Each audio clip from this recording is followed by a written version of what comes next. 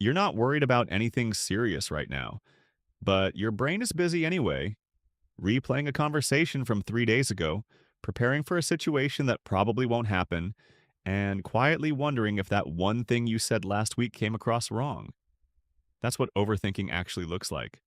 Not panic. Just a brain that never fully clocks out. And psychology explains exactly why some people are wired this way. It usually starts with something small: a message left unread, a tone that felt slightly off, a reply that was shorter than usual. Your brain clocks it, marks it as unresolved, and keeps coming back to it, long after the other person has completely forgotten it happened. Psychology calls this rumination, and the frustrating part is that it feels like you're trying to solve something. Like if you just think about it long enough, you'll reach some kind of conclusion and finally move on. But you don't. Your brain just reloads the same moment until something else takes over, usually another thing to overthink. It doesn't stop at conversations. Overthinkers can get completely stuck on decisions that shouldn't take more than a few seconds. What to reply, whether to bring it up or let it go, what movie to watch. Normal people weigh it and move on. But for someone who overthinks, every choice comes loaded with follow-up questions. What if I get this wrong? What if there was a better option? What if I regret this later?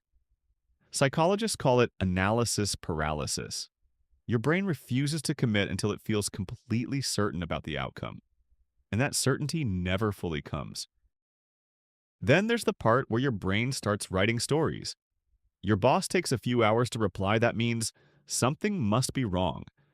A friend seems quieter than usual. It means they're probably upset with you. A plan gets canceled means they don't like hanging out with you anymore. Psychologists call this catastrophizing. Your brain jumps to the worst possible explanation before it has any real evidence. And the reason it does this isn't random. It's trying to protect you. If you've already prepared for the worst, you can't be caught off guard. The problem is, most of the time, the worst never actually happens. What makes all of this especially hard is that it pulls you out of whatever is actually in front of you.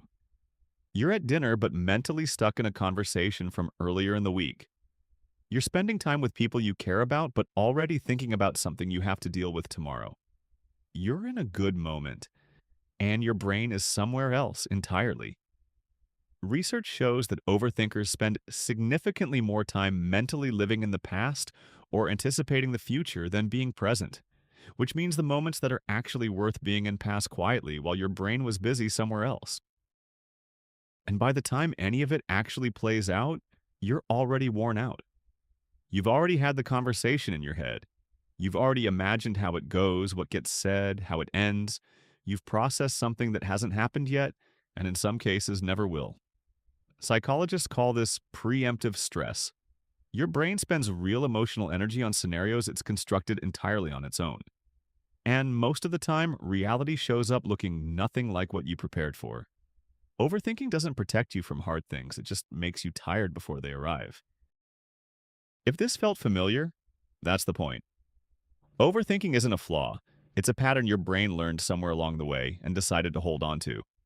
And understanding it is genuinely the first step to getting some distance from it. Drop a comment with the most ridiculous thing you've ever overthought. The more embarrassing, the better. I go through all the comments. And subscribe if you want more content like this. We cover the psychology behind the things most people feel every day but never quite have words for.